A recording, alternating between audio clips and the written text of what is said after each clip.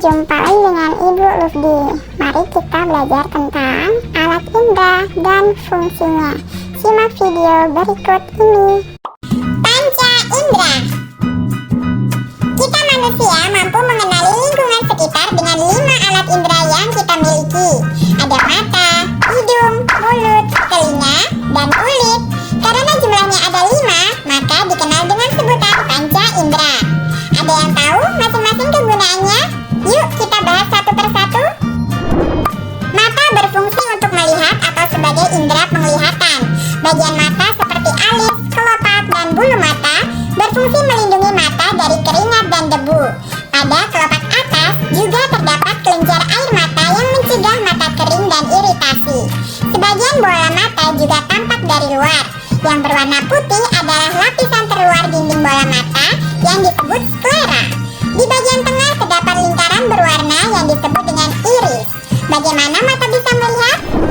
Mata dapat melihat sebuah benda jika ada cahaya. Sebagian cahaya yang mengenai permukaan benda akan dipantulkan dan ditangkap oleh mata. Cahaya yang ditangkap akan menembus kornea mata dan diteruskan melalui pupil. Lubang pupil dapat melebar atau mengecil tergantung pada banyaknya cahaya. Jika menerima cahaya terang, pupil akan mengecil. Sebaliknya, jika menerima cahaya redup, pupil akan melebar. Lubang pupil dapat berubah-ubah karena diatur oleh otot pada iris. Setelah melalui pupil, cahaya akan mengenai lensa mata dan dibiaskan.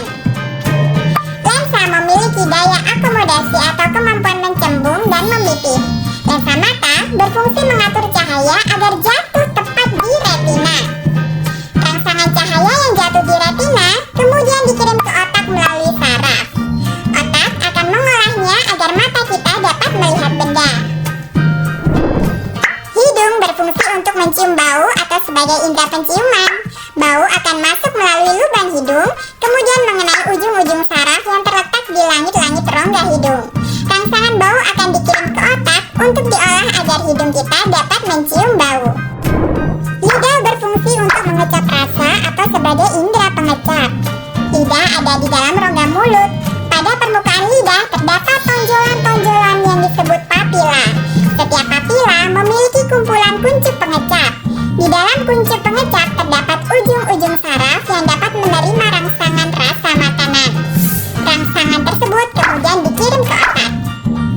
Lidah kita dapat mengenali berbagai rasa seperti manis, pahit, asam, dan asin. Apakah benar lidah memang memiliki pembagian zona rasa seperti ini? Menurut analisis terbaru, pembagian ini tidak tepat karena semua bagian lidah mampu mengenali semua rasa. Bagaimana dengan rasa pedas? Pedas bukan termasuk jenis rasa. Pedas adalah sensasi panas dan terbakar yang timbul karena lidah mengalami iritasi. Telinga berfungsi untuk mendengar bunyi atau sebagai indera pendengaran. Gelombang bunyi ditangkap oleh daun telinga dan masuk ke lubang telinga serta saluran telinga. Gelombang kemudian menyebabkan getaran pada gendang telinga. Getaran kemudian diteruskan ke 3 tulang pendengaran, yaitu tulang martil, landasan, dan sanggurdi. Getaran dari tulang pendengaran akan diteruskan ke cairan di dalam koklea. Getaran cairan koklea akan merangsang ujung-ujung saraf pendengaran. Rangsangan bunyi kemudian dikirim ke otak agar telinga dapat mendengar bunyi. Tekanan di dalam dan luar telinga dijaga agar tetap seimbang oleh saluran eustasius. Saluran eustasius biasanya tertutup dan hanya terbuka saat kita menguap, mengunyah, dan menelan makanan. Telinga ternyata bukan hanya berfungsi sebagai alat pendengaran, tetapi juga alat keseimbangan. Bagian yang berperan adalah saluran setengah lingkaran. Kulit berfungsi sebagai indera peraba. Seluruh tubuh kita dilapisi oleh kulit. Kulit dapat mendeteksi adanya rangsangan panas, dingin, tekanan, dan sentuhan. Pada lapisan kulit terdapat ujung-ujung saraf yang akan mengirim rangsangan ke otak.